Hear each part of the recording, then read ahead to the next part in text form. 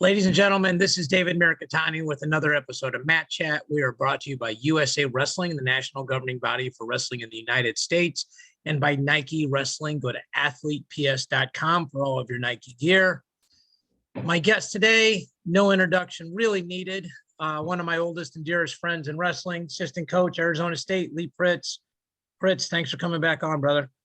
Oh, I always love jumping on here with you, Meerkat. It's always fun. Just a couple guys chatting about wrestling, right? You're doing pods all over. I saw you on Wrestling Changed My Life, and you're getting a ton of good pub for all that stuff. Yeah, it's awesome. I've been fortunate in this sport, and it was cool. He called me. I said, "Hey, you wanna jump on? Wrestling Changed My Life," and I said, "Absolutely," because it has. It's a good title for a podcast. It is unbelievable. And he does a great job. Yeah. I think people like to interview you because you are more filter free than most people. Probably. You know what? That's why I started interviewing assistant coaches, because they're more likely to tell you the truth. They're not as politically correct. I'm biased. I was an assistant coach, all that sort of stuff. They do a lot of the grunt work. So I always laugh. I say I'm too old to be jumping in closets anymore. So here, there's some stories there. Yeah. Yeah, for sure. I was talking. Marcus Haynes said to say hello. Oh, I love him. He's awesome, right? Yeah. For people that don't know, Marcus wrestled for Lee at Mizzou, runs Thoroughbred Wrestling Academy. He's actually got an idea that he and I start doing play-by-plays over the top of some of these duels that have just terrible college commentary, like where you watch it on whatever and listen to us. I was like, I'm here for all of that. That's a great idea, actually.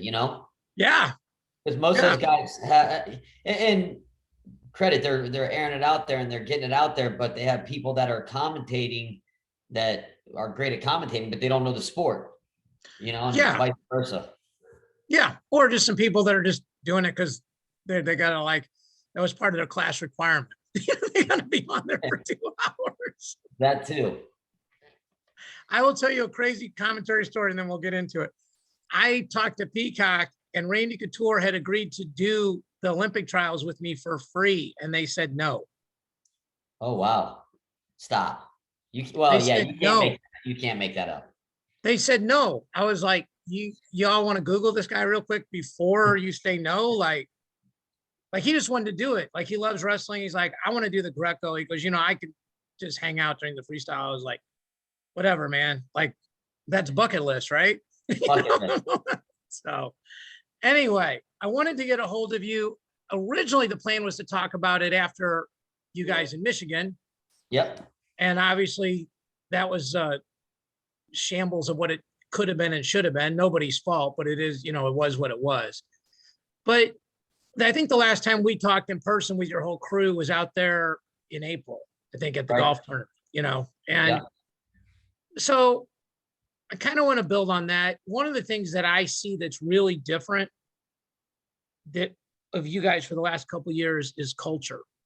I think from the outside looking in, it seems like your staff now is as compatible with each other as it's probably ever been. And I think that's interesting because there's 4 very, I mean this as a compliment because I have one too, very strong egos there. Yep. Junior, obviously, Frank, Zeke, you, but it feels like. And Eric Thompson added. Yeah. When he came on the pod. Yeah. He came on the pod when you told me that he was coming over. So 5 of you guys. I haven't seen the dynamic with him though, but I've seen the dynamic with the other 4, and I know how excited you guys were to have him. But to me, you guys have to, being in Arizona is very different. Like, people will recruit against you. Like, you can't go out there. You can't be tough. The sun's shining all the time. You have to recruit against it, right? If you're in a cold weather place, right? You can't just go, that'd be cool to live there. Right. You have to find the negative in it, right? Yeah. And to a certain extent, tough living makes you tough in life, right? I think we would both agree with that. But you guys are obviously finding a way to make it tough for yourselves out there, right? Right. So tell me I've noticed that you guys were using the word gratitude a lot more since Frank came on. I know that's a big part of what he preaches. I know you very well. You're just look, if I got some stuff to be grateful for, I will be. Otherwise, it's time to go back to work. Yeah. How do you feel the culture has been, because you were the one that kind of held that program together when Zeke came on, held that recruiting class together, you'd put together and everything else. Yeah, the culture's been great. Our staff works really good together. And actually, I was talking to Kim Martoria earlier today, and who runs Sunkiss, and I said, there's a lot of big personalities running around this program, and we all think we're doing it. Like if I come with an idea, I think it's the greatest idea in the world, and you can't tell me no, and I'm sure Zeke and Perry, and Frank, Eric, all, it's like, this is how it has to be. It has to be this way, but then there's enough trust and respect there with all of a sudden, if Frank says, well, no, and here's why, but maybe here's a twist to it, and then Perry jumps in with a twist to it and things evolve that way. Right. But the common factor is every one of us is about the guys, and I think that's what's so cool about it is it's not about me. It's, Zeke will tell you, it's not about him. Perry says it's not about him. Like all the coaches, it's not about me. It's about the guys. And so whenever we're making decisions, whenever, if I get passionate about something, or Frank or whoever, we get passionate about something, like the other coaches understand, like, because we're doing it with the thought process and the well-being and the growth of the individuals on the team. It's never about us. And I think that's what makes our staff click so well. Yeah, for sure. I also think that there's a part of it that's this, and I'm biased, but there's several parts of coaching, right? I think and the higher you go up, like in college, recruiting is so critical, right? Like Alabama's playing for their 7th national title in 13 years tonight. And I'm pretty sure Saban doesn't know like 12 new plays that nobody else knows in football, right? Like it's getting a bunch of 4.3 guys that can jump through the roof and, lift 800 pounds, right? Right. I think when you're a good coach, like, your X's and O's, right? But one person spends an inordinate amount of time giving you the best clay to work with, which is the recruiting side of it. I think there's a different level of respect because every coach thinks they're good in the room. Right. Like my dad's one of the best guys in the room I've ever seen. He also might be the absolute worst person I've ever seen in a recruiting environment ever. But, so I think I earned my stripes with him by bringing him all these guys and working network and talking to folks like yourself. And I think those guys don't get enough credit. I remember when Frank came on and Frank was like, I can't wait to learn about recruiting. And he specifically mentioned you. Zeke specifically mentioned that recruiting class that kind of changed the game for you guys, the Valencia class. For sure. So when you think about that, because obviously, like I was actually talking to you just off air the other night and you and Thompson were together, it was fun conversation. It was after the meet. You guys, like, how much do those guys how much do you, like you're at Ironman, you're at Super 32s, you're everywhere and everybody and all the stuff you need to know about kids, frankly, which is what's critical, right? How much do you think like that is important in an environment for any program to be successful, to have one person that really, really knows the recruiting side of the game? Well, one person's great, but when you have a whole crew that knows, it's unbelievable. You got to remember, and Zeke says it all the time, is he feels like he has a bunch of head coaches and, guys that could run their own programs. And, Frank has his network, right? And it's big and it's great. And Eric Thompson has his network and it's a different network than Frank's. And it's big and great. And Perry has a network, and Perry's now with the RTC, so he's not focused on the high school kids anymore. He's focused all on the senior level. which is great. And he's a master in that area, and then Zeke has a wide cast net, and but it's different than mine. And I have a different one. So it's amazing when you have the 4 coaches have their own networks, and then we pull them together, Yeah. It just really, it really meshes well and gives you a different perspective on what you're looking at and who you're going for. Yeah. And, I think the recruiting game, with all that happened with the COVID year and the extra year and stacking scholarships now and, getting exemptions. And I mean, I think you guys are obviously fortunate. You're at a school where I'm sure Arizona State said, if you need to go over 9.9, like, we're going to allow it, like you didn't have to cut guys, where, obviously some smaller schools probably had to make different decisions. I had Papalizio on, I think it was a week or 2 ago. I can't remember if he said it to me off air, on air, but he talked about how you got to manage these 6 and 7 year guys differently. That there's only so much tread on the tires.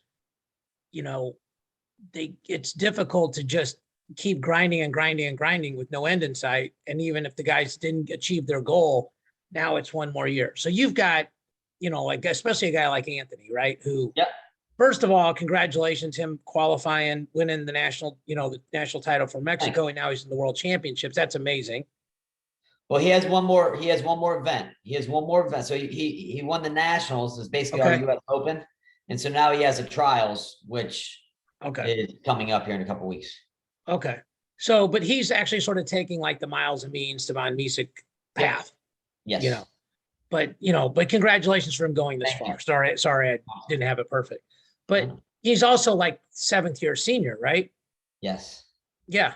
So, like him, the Grant Lease of the years, like if they stay around any longer, they're going to be like a provost. They'll be your boss when they graduate.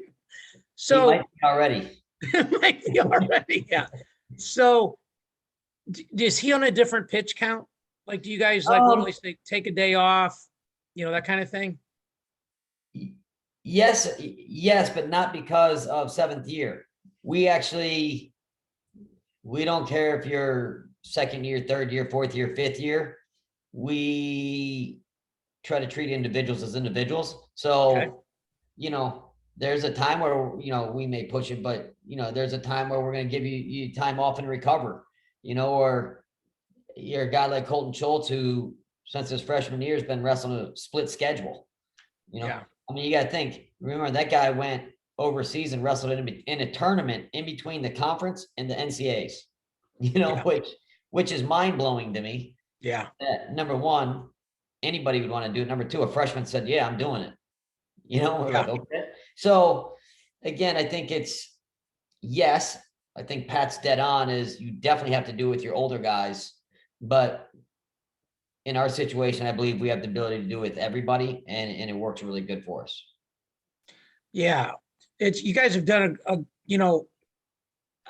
when I was out there in April, I got a chance to watch practice, and, you can't say anything, those rules and stuff, but I got to watch. And you didn't have all your hammers there, but what I watched was the energy level. And you can, you walk in a room, you can feel like, or like, and just the concentration on improving, and, you were working out with McGee that day, I think. And just, my dad's funny, like he just watched you and McGee wrestle for 45 minutes, and he's like, Pritts is working with him on this and that. And just the attention to detail. And I feel like, we have a lot of coaches that watch this. How important is that off season, and how important is it to pick, I wouldn't say off season, but how important is the non-college season? I'll just say it that way. Right. Okay. The non-college season, those non-college months, basically April to September. How important is it to get time with your guys and to work on specific skill sets? And and the second part, I'm sure you're going to say it's important. How do you decide which skill sets to work on with which guys? Is that film study? Is it talking to them? How do you go through that process? Yes, and all of that. So I think it's really important. But again, I would view it more as competition phases and non-competition phases, right? So even if you have a non-competition phase built into your college season, there's time to go in there and really dial in on some skill set stuff, but I don't think you ever stop. We're still developing stuff, and we do groups in the morning or individuals in the morning, which I'm sure every program's doing, right? But again, you get outside of that competition season, that's when you can really develop a series, and maybe you want to develop a top series. You're really good on your feet, but you have to really start focusing on some back points, and I think that's when you can really build time into putting a series together where it's going to take you a few months and really dial in and focus in on it. But a lot of these guys, they bring to the table where they want to get better. It's not necessarily us doing it. It's these guys have good wrestling IQs, right? And they know where they're getting beat. They know where they're vulnerable. They know where they've been exploited, during the season, or even a freestyle competition, whatever. And they're like, man, I really need to get this fixed. And so we'll just go to work on really where they feel they need. Now, do we jump in and suggest things? Hey, you need this, or yeah, we have that, but we feel during our training sessions and how we line things up, Zeke's a mastermind, right? So he has this list, and I forget the number on there's like 67 different things that you're absolutely going to see at the NCAA tournament. Hold on. Like 60, like front headlock is one of the position. Yeah. Like, yes. Okay. Go ahead. All Just to these, make sure. Okay. Yeah, all these different positions, up by 1, X amount of time, down by 1, up by 4, down by, like all these different scenarios that are definitely going to come up. And so we're training those all the time. And he has a checkbox on, and we actually do a workout where we put those guys through all those scenarios and do the checkbox on it, whether they succeeded in them or failed in them. And it's very cut and dry what you need to work on. Yeah. So the situation thing is super interesting to me. Like, well, first of all, a couple years ago, you put me in touch with Zeke, and he sent me this email. I think it was him and USA Wrestling had put it together at the time. And it was this list of what it took to be a world champion. Right. Yeah. But it was fascinating. Like, fascinating. I read it like once a quarter. Like I literally on my rolling ticker to just kind of remind myself, of these things. Cause what I always tell people, the hardest thing to do in wrestling is win matches. The next hardest thing is to coach guys to win matches or girls. And then what I'm doing is easy. Just talking about it in various formats. Try not to sound stupid, use a few cool analogies, and you're ahead of the game. Right. But that list was fascinating to me because it was so specific, and his mind is a lot like my dad's, like very technical, very minute, very detailed. Not like, well, you got to be good at grabbing legs, like right. Like the specifics of you got to be able to hand fight on this way and these other things, And then the other thing you said, which is really hit with me, is, hey, these guys know their weaknesses. They know this. Like, I got a chance. I went to Keck's gym a month ago, and he asked me to come in and talk to him. And, you try to say something different than not everybody who walks in the room says to him, right? Yeah. And I told him, I said, and they're like 8-year-olds, but I said, if you want to get better faster, you need to walk in with what you need to get better at. Like, if your coach is a coach of a gym that's got even 10 kids in it, that coach can't spend all day thinking, what do I got to do to get Lee better? And what do I got to do to get Briggs better? What do I got to do to get David better and Frank better? Like, Briggs needs to walk in and say, hey, I'm getting killed on a high crotch to the left side. Right. Yeah. And I think one of the things that I think coaches need to encourage their guys and gals to do that. But here's where the rubber hits the road. You actually have to be a really good coach, because you have to be able to teach stuff when you don't know what's coming. Yeah. Right? Like, if you only teach a system, then it's easy because you're only teaching the stuff you know. But if, like, one of my favorite things is just sit around and talk about wrestling with guys like yourself, because they'll be like, well, in this position, and there's 8 opinions, and they're all smart, and they're all right. Yeah. Yeah. Right. I mean, it's on the scenario and everything else. So do you encourage these guys to do a lot of self-introspection? Like, do they scout themselves? Do they write up reports on themselves? Is there anything like that? Is there correspondence that way? I don't know that they necessarily write up reports on themselves, but yeah, or they may call me over, right? McGee might call me and say, hey, I'm struggling finishing in this position, at this outside step high crotch. Yeah. And I'm like, hold on, that's not my wheelhouse. And then, okay, Frank, get over here, Yeah. what do you think in this position here? And that's the other part of it is, you don't always have to be the smartest guy in the room, right? You try to grab, there's a lot of great minds, and it might be an athlete. Hey, Anthony Valencia, get over here. What are you doing, Ray? Show McGee what you're doing here.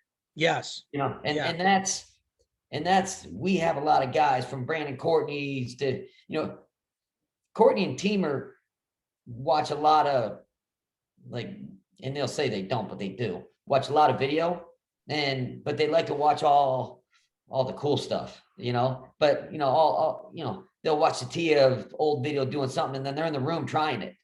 Yeah. And that's, and then we walk away. I'm like, yeah, I taught him that. It's me, bro.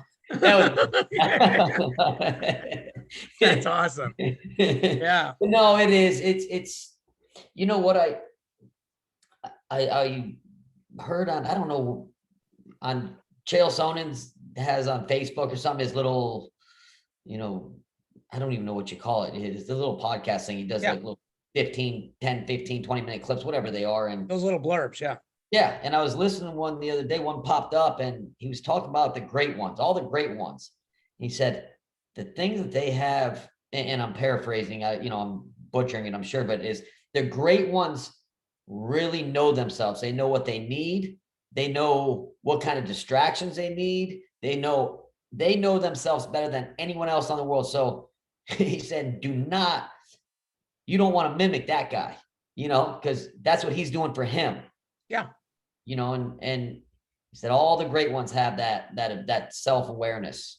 And I thought that was genius. And I started thinking back to, and he specifically was talking John Jones, but I started thinking of Ben Askren. I started thinking of the great ones that I'd been around. I was like, God, those guys, at an early age, those guys knew themselves very well.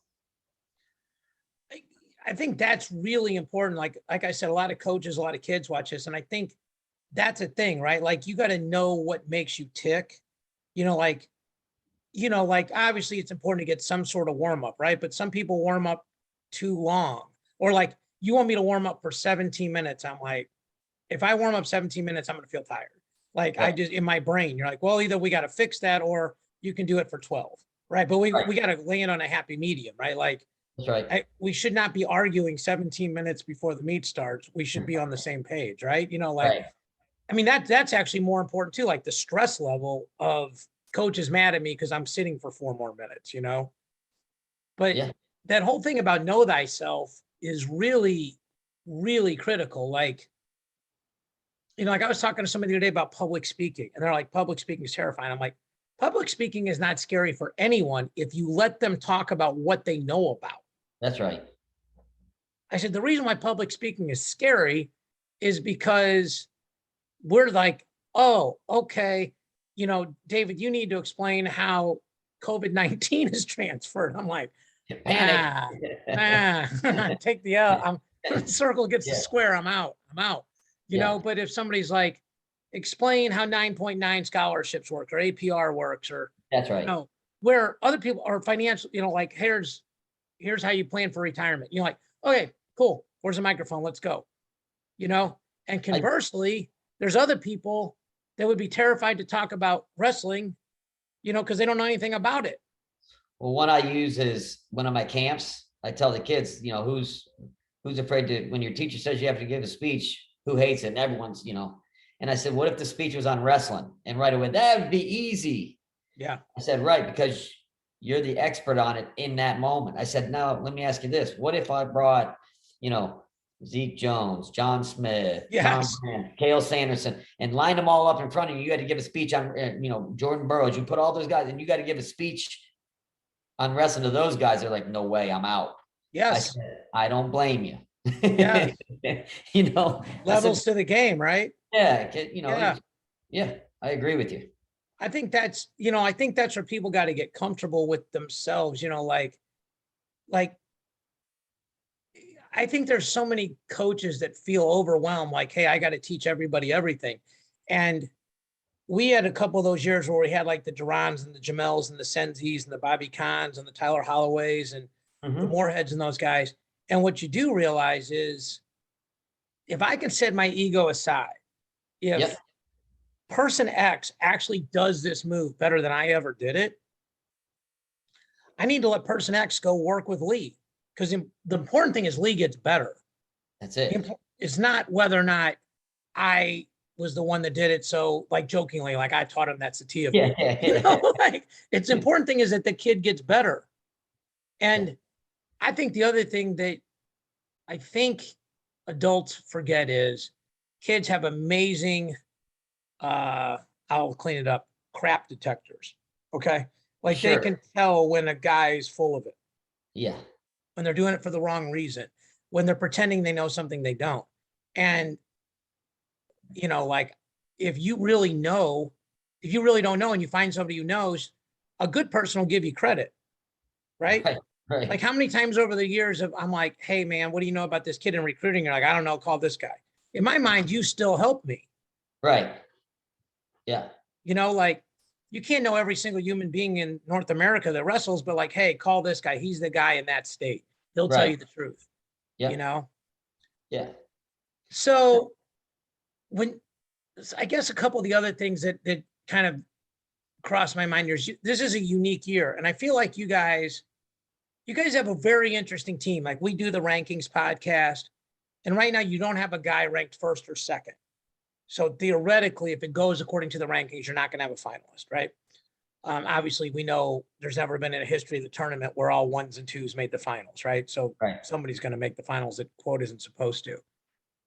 You guys told me last year, if I remember correctly, that the goal was to stay where you were, improve, but score more bonus points, because that's the difference between taking like sixth and third or second. Yeah. How do you guys feel like you're doing on that? And how much do your kids even pay attention to the rankings and all that stuff? I don't know. I'm sure they follow the rankings, I personally don't, but I'm sure they do. Whenever someone asks me about rankings, I usually joke and say that's head coach stuff, I got work to do. I got to earn my keep today. Well, you have to pay attention to the rankings when you have to do the coaches' rankings. I know that's coming up. That's why everybody loved ours, because we consolidated all of them and put them in one document. I got to do that. I actually got to set the starters today. But so yes, I do. But then I usually just do one weight class, so that's good. But as far as the ranking, I'm sure they pay attention. But I don't know that they obsess over it. They'll be like, "What? They got me fourth? All right, I'm gonna show them." So they might motivate a little bit, right? But as far as the bonus points go, it's our guys score a lot of points typically. Match points. I think last year at the NCAA tournament, McGee was number 1 and Teamer was number 2 out of all 330. And I think Courtney was knocking on the door around that 10 spot. Okay. So, you got almost 3 guys in the top 10. You got 1 and 2, you got point scores. So we have to get better. I feel as a team at burying people, at pinning people, at putting people away.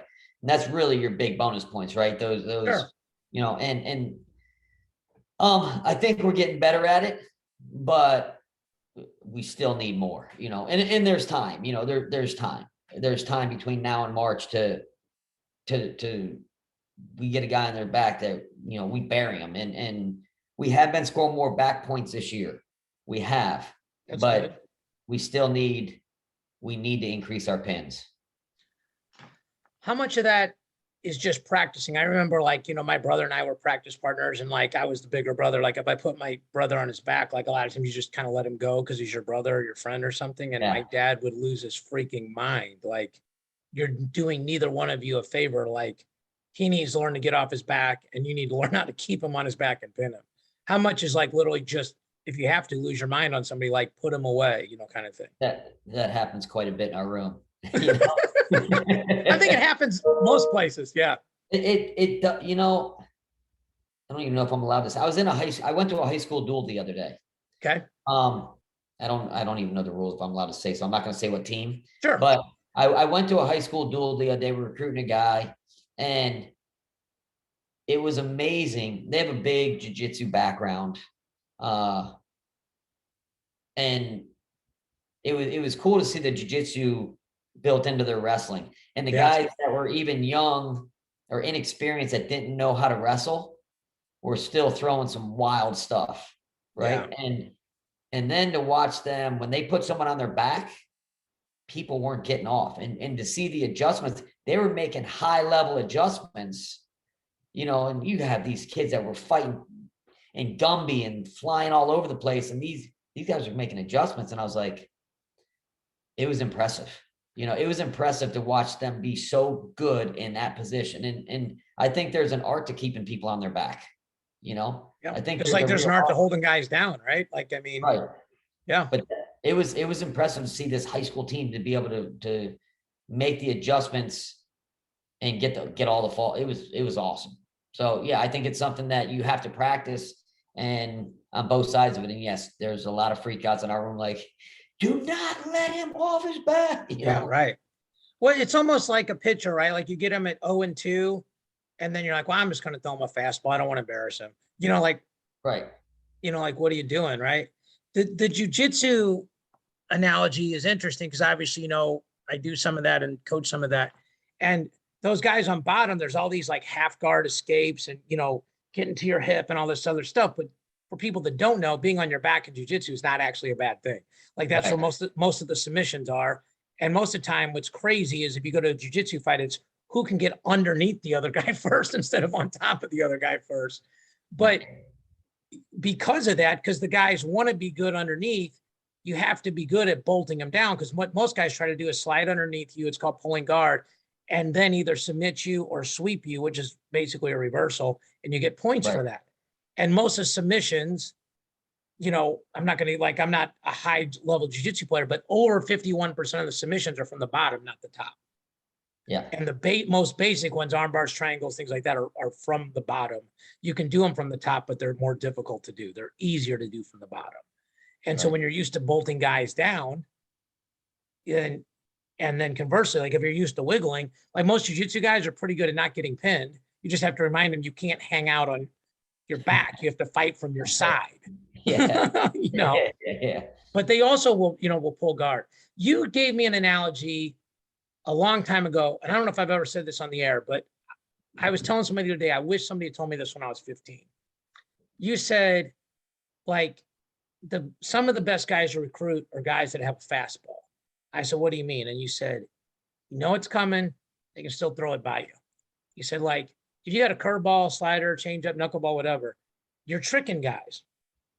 And you can only trick guys for so long because you get to a certain level and now everybody's getting coached on all the tricks. Yeah. And then it comes down to how athletic you are. And can you just do stuff when you know it's coming?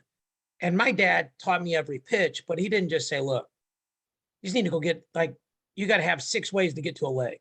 Like you have to have 6 setups to get to a leg, no matter what.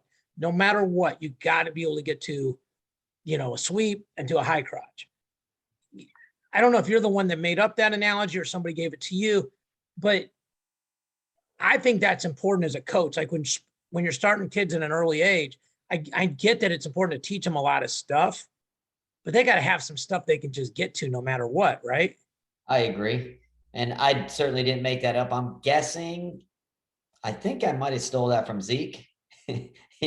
We've been together so long now. I don't know what I stole from him or, who I stole it from. Who's telling whose stories? Yeah. But I think I stole the fastball and the curveball stuff from him.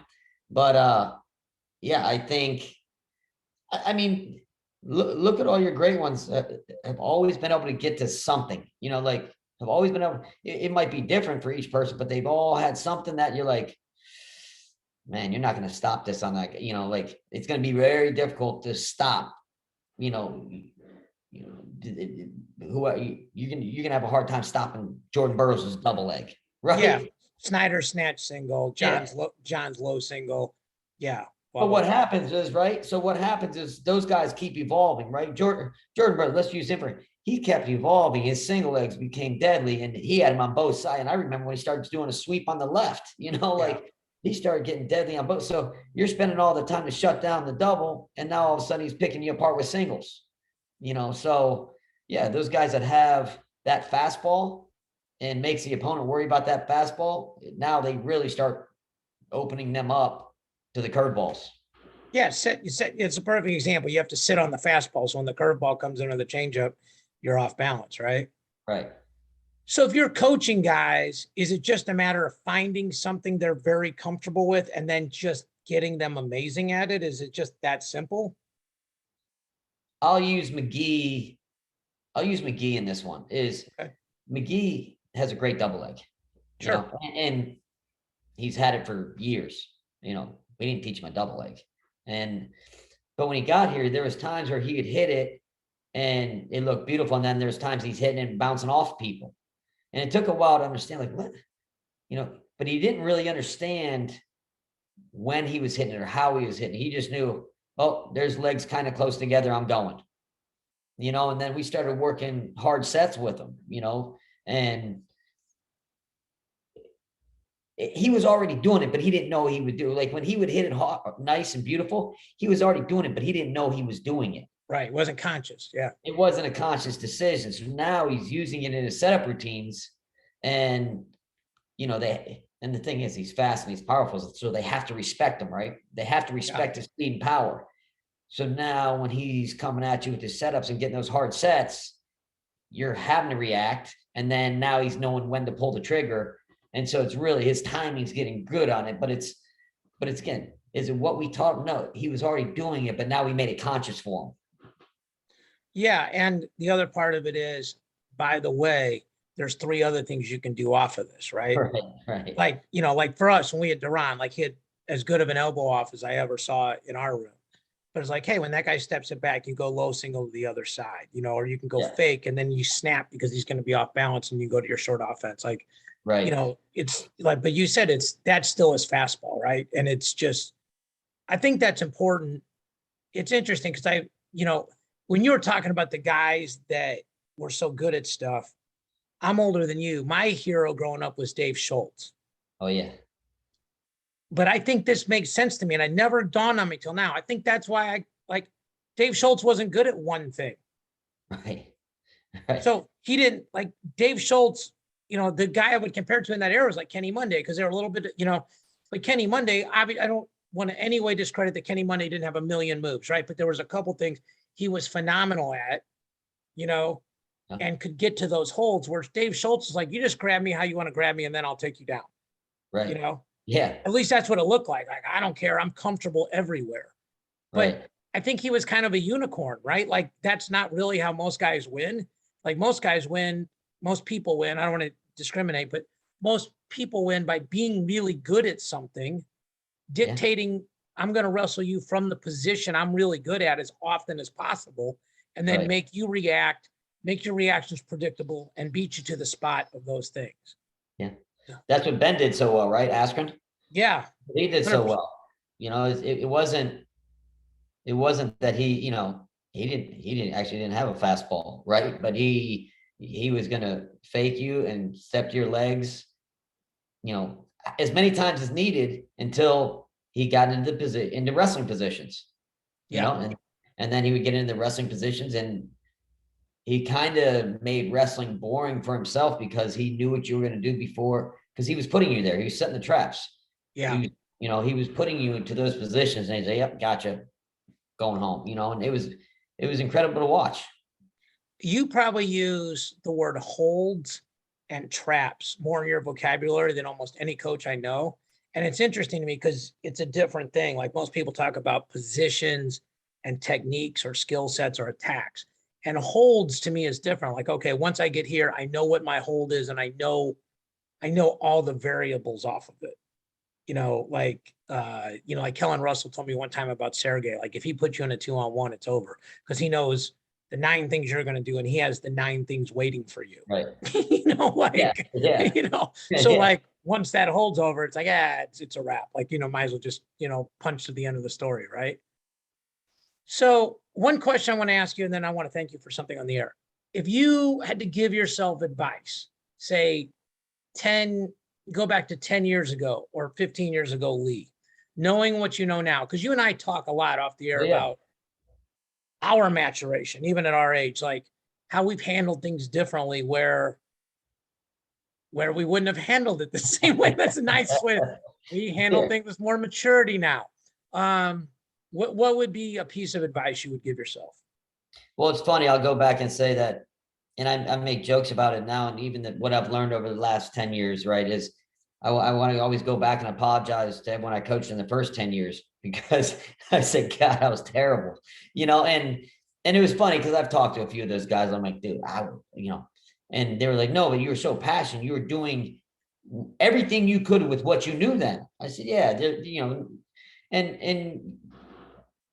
and I was, right. But man, and there's no way to fast forward experience, right? There's no way to fast forward experience, and to fast forward 25 years of learning from a bunch of magicians, all the great coaches that I've been able to be around, from Zeke's to Brian Smith's to KJ's to Willie Gadsden's to, to you, you can go on and on to everyone that's, from Mark Lee, my junior college coach, Rob Iyer, I got millions that I can just keep, being at the training camps, and just every time you go into a situation is learning. And I don't know that probably my first 10 years that I put as much into learning as I have the last 15 years of the coaching, like my first 10 years, I think I was trying to give, and all of a sudden outside my door, it said coach now. So now I'm trying to teach and give. And of course I was learning, and I was, but I'd say that first 10 years should have probably done a lot more learning, so that's what I would say is, and it's not even, doesn't matter what your title, if you're a coach, an athlete, whatever you are, I'd say keep your eyes and ears open, and learn as much as you can from everyone, both the good and the bad, what's working, what's not working. Yeah. And that doesn't mean technically, it means everywhere. It means, culture, all that stuff. Emotionally, like a day off, in my first 10 years, if you'd have told me to give someone a day off, I'd have told you you're crazy. Yeah, for sure on that. We have to train, and we have to get through, tough, but it's knowing your athlete. You got to learn your athletes and know your athletes. And Anthony Valencia, go ahead, take you need today, take it. These guys want to train, they want to win, and I don't know that I knew that when I first started coaching, that they wanted to win more than I wanted them to win. I want them to win more than they do, but that's not the case. No, it's not. But you don't know that, right? It's hard. It's hard to, it's hard to remember what it's like to compete. We think we remember.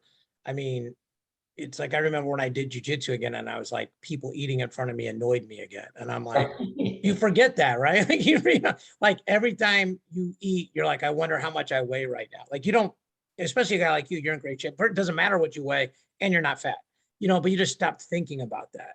Right. But it is, when you sort of tie it to how, like you said, like learning. And I would say this, and I don't think like people in wrestling will understand this, but people outside of it, like, you had a really good career, you're state champion, you're a Division I All-American. But I think sometimes when you hang, like the analogy you gave about the kids giving the speech to the Kales and Johns and the KJs of the world, and when you're in your own mind, you're like, I didn't win as much as these guys. And now I'm coaching next to them or across from them. Like, I have to prove I belong. I'm justified being in this chair. Sometimes you do more talking than listening, because you're like, well, if I'm listening, I'm sitting back and I'm not proving I belong here. Right. And when you get enough confidence in yourself to go, no, I'm good. Like, I belong here. Just because I didn't win as much then doesn't mean I'm not as good of a coach now. That's where the real growth comes. Right. So I need to publicly say this, and we're about out of time. I want to thank you, because we just finished our first year on USA Wrestling. The previous July, so I guess it was July of 20. I called you because some things weren't going right. I felt like we were being stifled. I felt like what we were doing was not being appreciated. It was getting pushed down the page. There was one podcast that didn't even go up, which was about women's wrestling, which was insane to me. Right. We got pushback on one about race relations, and I called you and I was frustrated out of my mind. Yep, I remember. You and I have probably had maybe 5 conversations like that in our life, and we fought once and we're cool now. But your advice is why people are watching our podcast. Because you said, go to USA Wrestling, you have a relationship with Gary Abbott, your family knows Rich Bender, they would be lucky to have you. And that's why we're here. And in 2021, we had more hits, follows, watches, views, listens, clicks, whatever you call them. And I'm old and but we had more than we've ever had ever. That's awesome. And I don't know that we're doing anything better. I think the platform at USA Wrestling is a gigantic part of it, right? You know, when the right people are endorsing you and the right people, you're going out in emails and you're on the cover page, the cover of a web page that gets a gazillion hits a year, and people are like, I'm bored, I got to mow the lawn, I'll click to this, I'll listen to this idiot for 45 minutes, you know. But you stopped what you were doing. Not only did you give me advice, but you told me why and how. So I just want to say thank you. Well, I appreciate it. It really means the world to me. But you knew what you wanted, and I think USA Wrestling knew what they wanted, and they were smart too, right? And they looked at it and it made sense, and you know, and it's, yeah, people you trust. I do it to you all the time. You know, people you trust, you call. You know what you want to do. You think you know what you want to do, and you call the people you trust, and you know, sometimes they tell you, what are you thinking? That's a worse decision you'd ever make in your life. And other times they say, let's go for it, you know? And so to be a part of it, be a small part of it means a lot. That's awesome. And I'm glad you're having the success. You work your tail off, and I think it's awesome. It's been a blessing. And, you know, I'm on USA Wrestling, so it's very self-thankful to them because they're going to put this up, but it's been a blessing and they've done a great job. They actually even made a cool background for me, which I would never know how to do. So when they spelled my name right, so there's all sorts of that's a big one. That's a miracle. Yeah, I'll take it. You're in my phone. I still just have you as Meerkat because I can't. And your mom and dad are Mama Meerkat, Papa Meerkat, yeah. Ninja Meerkat, Ninja Meerkat. That is right. That is how it should be. Because I can't spell that. Look, man, I appreciate this 45 minutes as always. I'm sure I'll see you guys in Detroit, and I think I'm going to see you in April. And hopefully we'll be collaborating on something next November. We're talking about it. It'll be awesome, man. Can't wait. Thank you so much. Thanks, dude. I appreciate you. Thanks everybody for watching and listening. Talk to y'all next week.